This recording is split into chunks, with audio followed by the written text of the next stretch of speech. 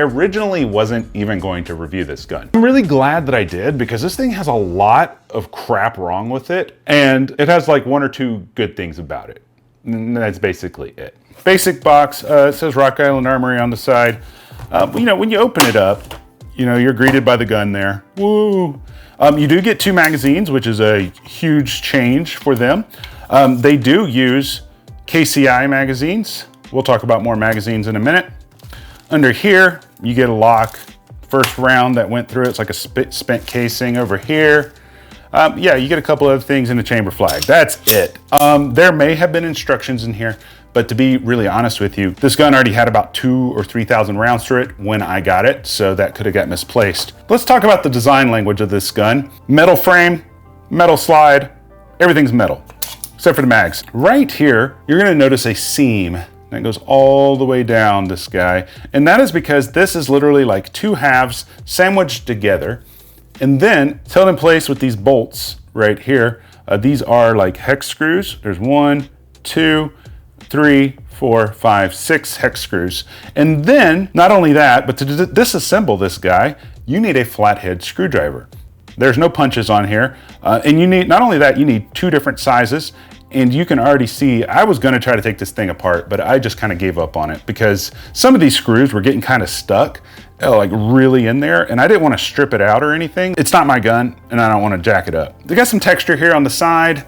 You got some useless texture on the back. I mean, it's literally going in the wrong direction because it just aids in your hand slipping this way. They did add some texture on the front strap here, but you'll notice because they have the seam here, they didn't actually mill all the way across. So although these are textured, your hand here starts sliding quite a bit, and we'll talk more about that in a minute.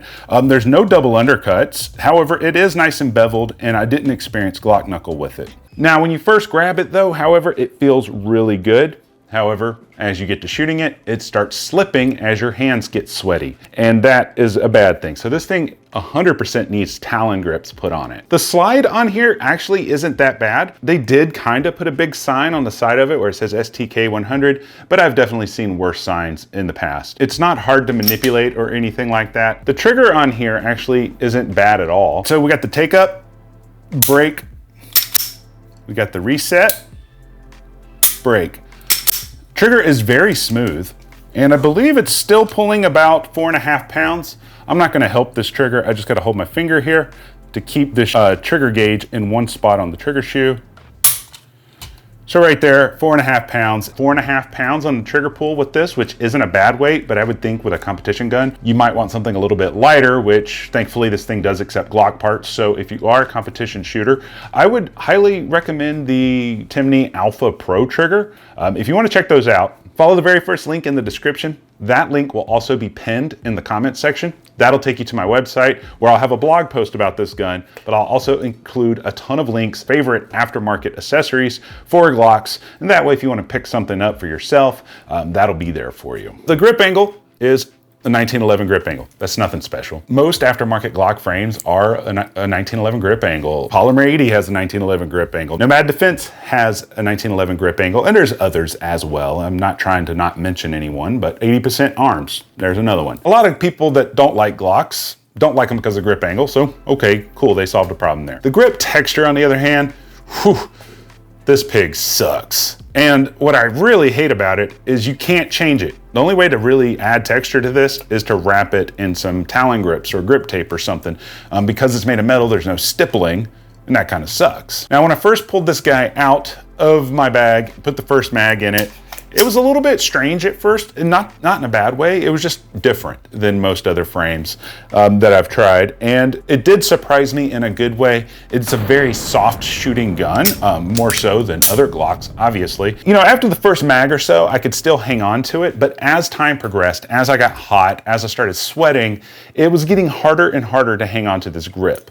And I just, that really bugged me. And I'm like, wait, I thought you made this for like competition. You know, it would have been cool if they would have made like removable removable grip panels, at least for the side, or a removable back strap, but they didn't. That's a big bummer. In regards to the accuracy, I did notice a couple of times, because I was shooting paper with this at the indoor range, I did notice a couple of times when the bullets tumbled before they hit the target and went through sideways. That's because the barrel is a 1 in 16 twist rate. Most Glock barrels are 1 in 10 twist rate. I'm not sure why they chose that twist rate. I haven't seen that twist rate in a Glock in a very long time, but it makes things less stable when you're shooting them. So maybe they have a reason, I don't know. Now you may be thinking to yourself, well, I'll just replace it with an aftermarket Glock barrel. I don't have a Glock 17 barrel to show you right now, but I got a Glock 34 barrel. If you try to take this barrel and put it into the Rock Island slide, it won't go onto the gun. And I'm not gonna do it because it's a pain in the butt to get the slide back off.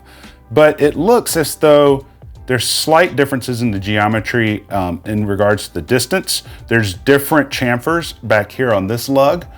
They're skinnier up here, and then they're skinnier up here in the front. Now, what's really strange about this is you can't take another barrel, put it into this slide, and have it go onto the gun and work. But you can take another slide that has another barrel, like this is a Glock 34 slide. I don't have a Glock 17 slide right now, because we're actually moving and I've packed up a lot of stuff, like especially other slides and barrels. But this goes on nicely. So you can, get a Glock 17 slide and replace it, but for some strange reason, they mess with the lugs on this barrel, and I don't know why. The sights on it actually aren't that bad. It's just a white dot in the front with some serrated in the rear. They're very low profile, and they're whatever. They're not the best, but thankfully it uses Glock sights, so you can swap those out if you chose to. The red dot system sucks. It only fits Vortex optics. That's it. There's no recoil lugs on the optics system to help take any strain off of the screws, which usually isn't a bad thing. But as an example, with the War Poet, they don't use recoil lugs either. However, they use this insert here that acts as a shock absorber to stabilize the red dot so that it will take strain off of the screws. That kind of sucks. Being 2021, you need to have one or the other in order to have a really good optics system. The other thing that sucks is they attached the rear sight to the optics plate. So when you remove the optics plate, you lose your rear sight and you have no way to attach another one. This wouldn't be a big deal if they did it the way that STI does it with their 2011. So for example, with STI, if you get their Duo optics, the plate has the dovetail on it, but when you remove it, the plate that the red dot goes to also has a dovetail and also has a sight installed, so it's automatically there. That would have been nice to see here, but you don't. So let's talk about the pros and the cons of the STK100. Let's go over the cons first, then we'll talk about the pros. Con number 1, super slippery slide, no way to stipple it. Must add grip tape, the only option.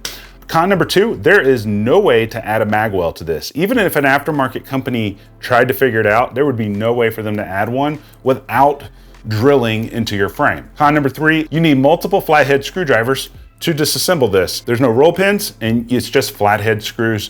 That does kind of have me a little bit worried. I mean, I understand why they did it, but it's super inconvenient. Con number 4, I think we're on 4, right? If I'm not, let me know in the comments. I don't remember. 1 in 16 twist rate on the barrel causes the bullets to tumble, even at short range. Con number 5, you can't change just the barrel because they changed the geometry of the locking lugs. However, if you want to change the barrel, you got to buy a whole nother slide, which probably wouldn't be a bad idea considering that this thing doesn't work with the most popular optics ever. The other con that I had with this is none of my lights want to fit on it. Let me give you an example. So this is a Surefire X300A. I believe this is the A. Yes. And then this is a Surefire X300B.